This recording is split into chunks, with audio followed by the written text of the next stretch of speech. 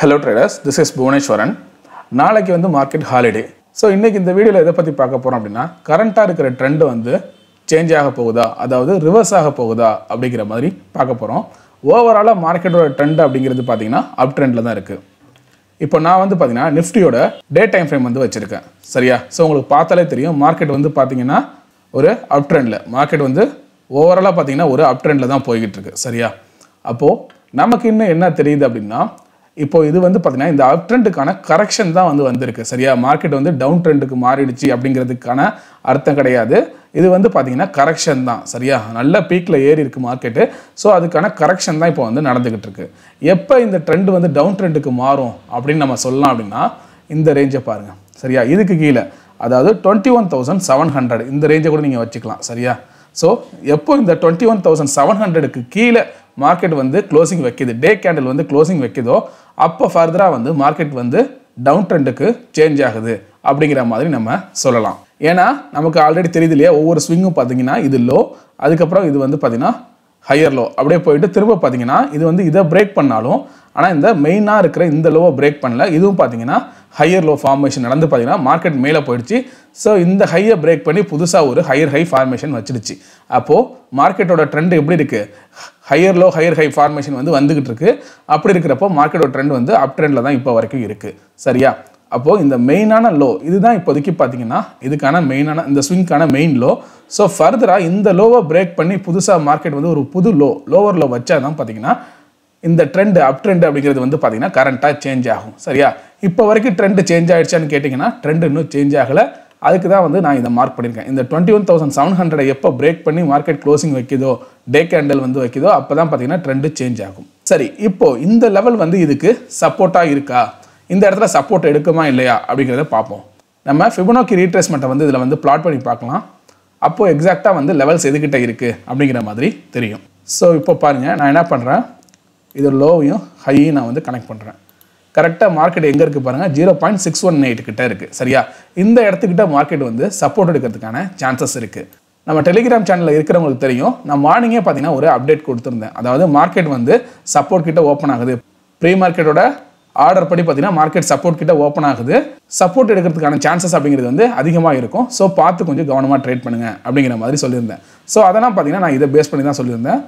So நமக்கு ஃபிபோனாக்கியை போட்டு பார்க்குறப்போ நமக்கு தெரியுது இது வந்து 0.68 கிட்ட வந்து இருக்குது. ஸோ இந்த இடத்துல மார்க்கெட் வந்து சப்போர்ட் எடுத்துகிட்டு மேலே போகிறதுக்கான சான்சஸ் அப்படிங்கிறது வந்து இருக்குது. இல்லைனா இங்கே சப்போர்ட் எடுத்துகிட்டு கொஞ்சம் சைட்வேஸில் கூட ட்ராவல் ஆகலாம். சரியா? மேலும் மார்க்கெட் வந்து டவுன் சைடுக்கு போகும் அப்படின்னு நினச்சிக்கிட்டு ஷார்ட் சைடு போகிறதுக்கான வியூவே நீங்கள் தேடிக்கிட்டு இருக்க வேண்டாம். இன்கேஸ் இதுக்கிட்ட சப்போர்ட் எடுக்கிறதுக்கான சான்சஸ் நிறையவே இருக்குது.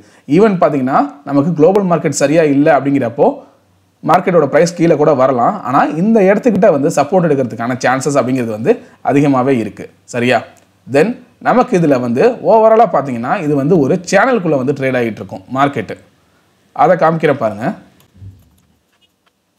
சரியா? இந்த சேனல் இப்போ நம்ம ட்ராப் பண்ணுறோம் அப்படின்னா மார்க்கெட் பாருங்கள், ப்ரைஸ் இங்கே ஏறி இது வந்து டச் பண்ணுது. தென் அகைன் பார்த்தீங்கன்னா இந்த சப்போர்ட்டு, ஸோ ரெசிஸ்டன்ஸ், இது மாதிரி இந்த சேனலுக்குள்ளேயே தான் ப்ரைஸ் வந்து ட்ரேட் ஆகிட்டு இருக்கு. சேனலில் பார்க்குறப்ப நமக்கு அப் ட்ரெண்ட் தான் தெரியுது இல்லையா? ஸோ எப்படி இந்த சேனல் கிட்ட இந்த லோ கிட்ட வந்து சப்போர்ட் எடுக்குதோ, அதே போல் மார்க்கெட் இன்கேஸ் கீழே வந்தால் கூட இந்த சேனல் கிட்ட சப்போர்ட் எடுக்கிறதுக்கான சான்சஸ் அப்படிங்கிறது வந்து இருக்குது. சரியா?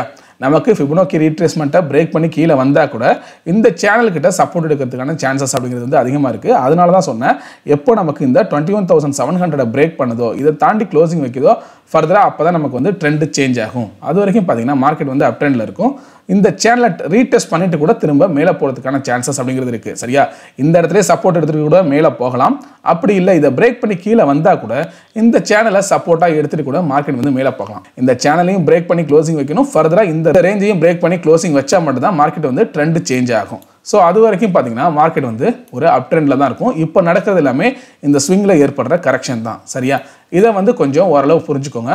நீங்கள் ஒரு இன்வெஸ்டராக இருந்தீங்க அப்படின்னாலும் இப்போ இது வந்து இன்வெஸ்ட் பண்ணுறதுக்கு சரியான டைமா, அதாவது நிஃப்டி பீஸ்லாம் வாங்குறதுக்கு இது வந்து சரியான டைமா அப்படிங்கிறத பார்த்துட்டு நீங்கள் இப்போ கூட வந்து நிஃப்டி பீஸில் இன்வெஸ்ட் பண்ணலாம். ஏன்னா மார்க்கெட் வந்து இப்போ ஆல் டைம் ஹைலேருந்து, அதாவது 22,750 இருந்துச்சு, ஆல் டைம் ஹைலேருந்து பார்த்தீங்கன்னா ஒரு 600 பாயிண்ட்ஸ் வந்து 3 நாளில் குறைஞ்சிருக்கு.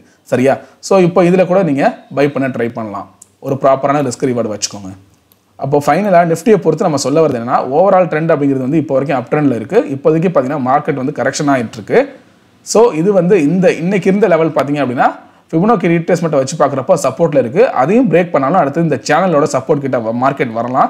எப்போ இந்த 21,700 பிரேக் பண்ணுதோ அப்போ வந்து மார்க்கெட்டோட டைரக்ஷன் திரும்புது அப்படிங்கிற மாதிரி நம்ம புரிஞ்சுக்கலாம். சரியா?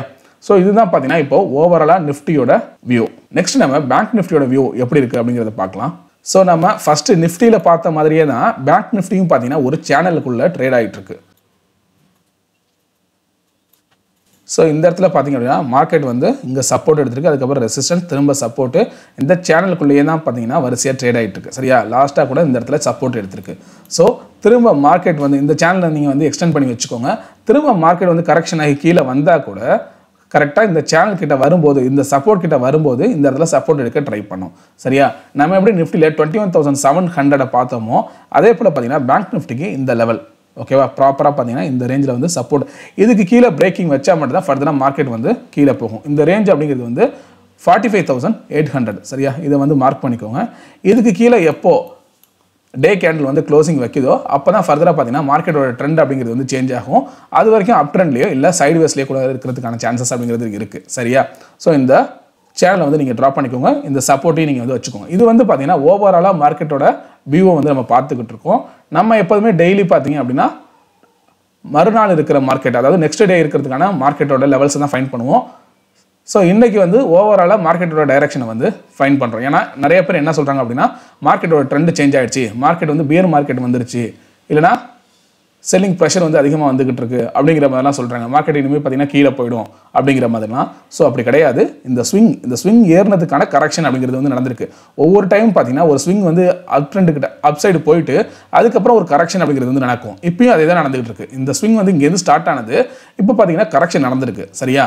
மார்க்கெட் வந்து திரும்ப சப்போர்ட் எடுத்துட்டு கூட திரும்ப அப்சைட் மூவ்மெண்ட்டுக்கு வந்து போகும்.